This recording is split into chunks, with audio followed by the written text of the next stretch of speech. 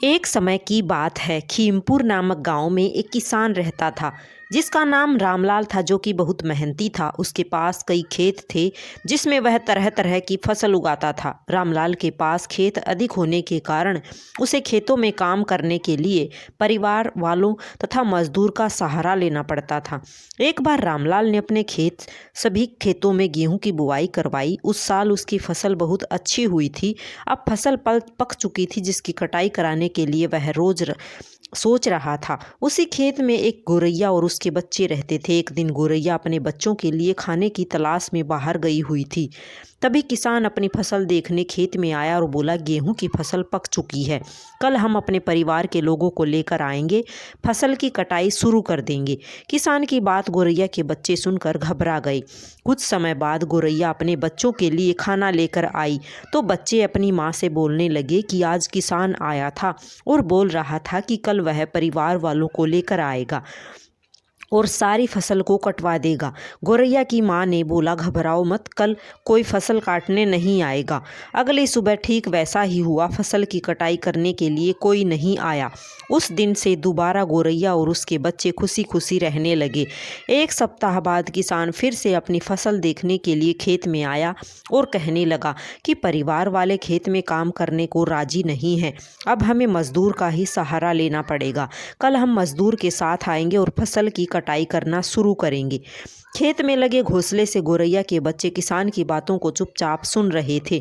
शाम को जब गोरैया की माँ वापस अपने घोंसले में आई तो उसके बच्चे किसान की बातें बताते हुए बोले, आज किसान फिर आया था और बोल रहा था कि कल वह मजदूरों को लेकर आएगा और फसल को कटवाएगा। गोरैया अपने बच्चों से बोली, अभी घबराने वाली बात नहीं है, कल कोई नहीं आएगा, तुम लोग चिंता मत करो। अगली सुबह में भी ठीक वैसा ही हुआ। किसान का खेत काटने कोई नहीं आया। कुछ दिन बीतने के बाद किसान अपने खेत को देखने दोबारा आया और खेत के किनारे बैठ के बोल रहा था, अब तो हमें किसी का सहारा नहीं लेना चाहिए, कल मैं खुद फसल की कटाई करने के लिए आऊँगा। उस दिन जब गोरैया वापस अपने घोंसले में आई, अब उसने देखा कि उसके बच्चे डरे हुए हैं।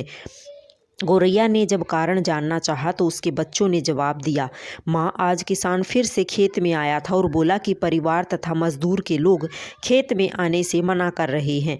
अब मुझे ही फसल को काटना पड़ेगा। कल से किसान खुद फसल काटने आने वाला है। दूसरे बच्चे ने बोला, अब हमारा क्या होगा माँ, हम कहाँ रहेंगे? गोरैया ने अपने बच्चों से बोला कि अब हमें यहाँ से निकलना ही ठीक रहेगा।